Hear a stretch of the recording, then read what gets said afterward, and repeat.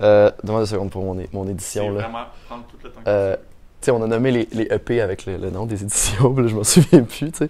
Non, je vais m'en souvenir, je pense. Je vais les voir sur Spotify. C'est une entrevue, mais c'est genre des trick questions. Ok, ben c'était quoi?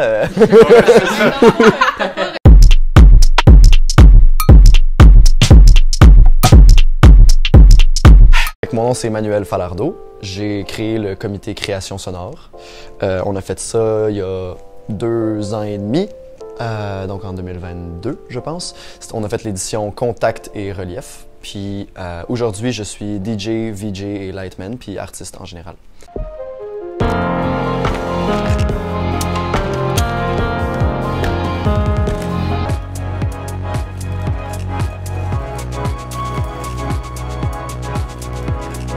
Je dirais que création sonore, ce que ça fait, c'est que tu prends du monde qui n'ont pas nécessairement mixé avant, tu prends du monde qui n'ont pas nécessairement fait de musique avant, puis tu leur donnes une plateforme qui les promouvoit d'un coup rapidement.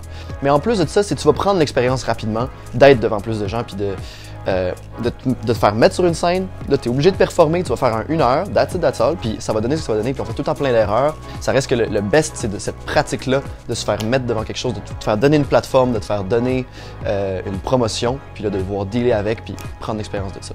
Tu prends de l'expérience quand même rapidement. Moi, c'est Lauriane Lalonde. J'ai été directrice du culte entre 2019 et 2022. Moi, dans le fond, j'étais arrivée dans le culte à un moment où on faisait la transition à un magazine plus lifestyle à un truc plus littéraire. Fait que c'était comme vraiment une vague de changement. Puis là, c'était comme super important pour le culte que la littérature puis les textes qui étaient écrits soient mis en valeur. Fait que là, on faisait des lectures au lancement. Il n'y avait pas ça avant, tu sais. Il y avait vraiment comme un respect de l'écriture, tu sais, avant.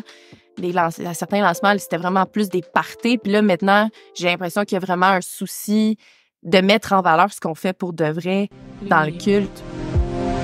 Ce qu'on laissera en partant. Un livre humide. Quelques cellules. Le geste qui fait changer la lumière. Et une écorce sans nom. Quand j'ai commencé au culte, j'étais rédactrice.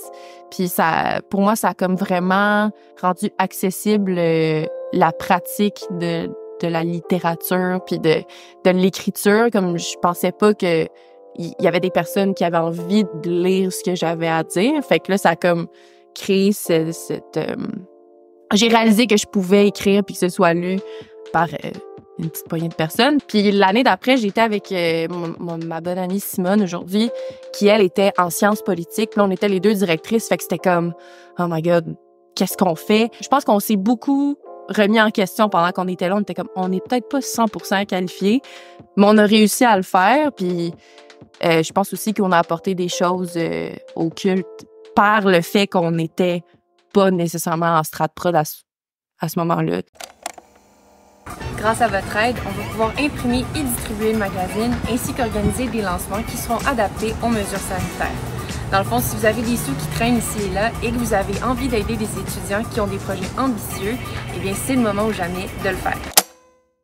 Les impacts qu'on a eu à relever pendant la pandémie avec le culte, ben c'est sûr que je pense qu'il y avait certaines personnes qui avaient l'impression de faire ça pour rien parce qu'on avait comme pas de lancement. Puis là, on faisait une édition papier qu'on savait pas quand est-ce qu'on allait pouvoir donner aux gens. Fait que ça a été difficile, mais en même temps, à ce moment-là, il y avait aussi des gens qui étaient comme « c'est toute ma vie, le culte ». Tu sais, nos rencontres Zoom qu'on avait, les projets qu'on faisait, c'était comme la seule motivation de certaines personnes. Vu qu'on avait plus de temps, ben là, on était comme « OK, on va faire des designs plus complexes, puis on va changer le site web du culte ». Puis c'est le moment de tout changer du culte. Fait qu'après ça a été de retrouver la balance une fois qu'on déconfinait, tu sais, pour bien doser tout ça.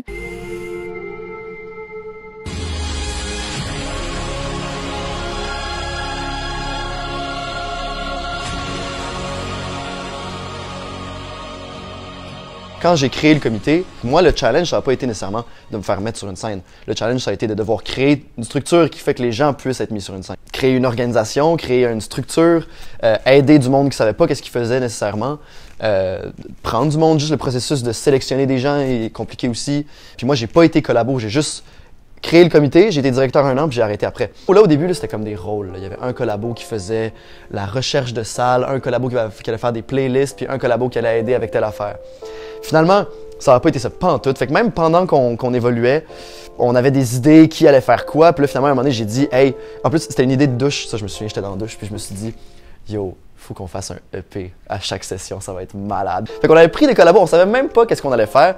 Puis une journée, on avait notre meeting, juste arrivé, je leur ai dit, les gars, on va faire un EP à chaque session, ça va être débile. Puis là, ils ont fait comme, sure. Cette espèce de structure-là de un EP par session, fait que t'apprends à produire de la musique, tu fais des activités ensemble pour produire de la musique. Ensuite, t'apprends à mixer ensemble, tu fais des événements ensemble, tu fais le financement, qui est comme la pratique du lancement. Fait que toute cette structure-là qui s'est créée un peu d'une manière random, d'une manière organique, est finalement la structure la plus appropriée pour la chose parce que tout mène à faire un gros événement où est-ce que tu mixes devant plein de gens et une sortie de EP où est-ce que tu as pratiqué à faire de la musique puis la deuxième fois que tu le fais est encore meilleur. Je savais pas du tout quand j'ai créé le comité qu'est-ce que ça allait être 2 ans après parce que je savais même pas qu'est-ce que ça allait être la même session que j'ai créé le comité. Mais maintenant, j'ai beaucoup de fierté à voir le comité continuer puis créer de la musique. C'est vraiment fou. Là, juste la deuxième année quand j'étais pas là puis qui déjà il faisait un EP, je trouvais ça malade. C'est vraiment un beau moment quand tu pars quelque chose puis ça continue de soi-même puis t'as rien besoin de faire.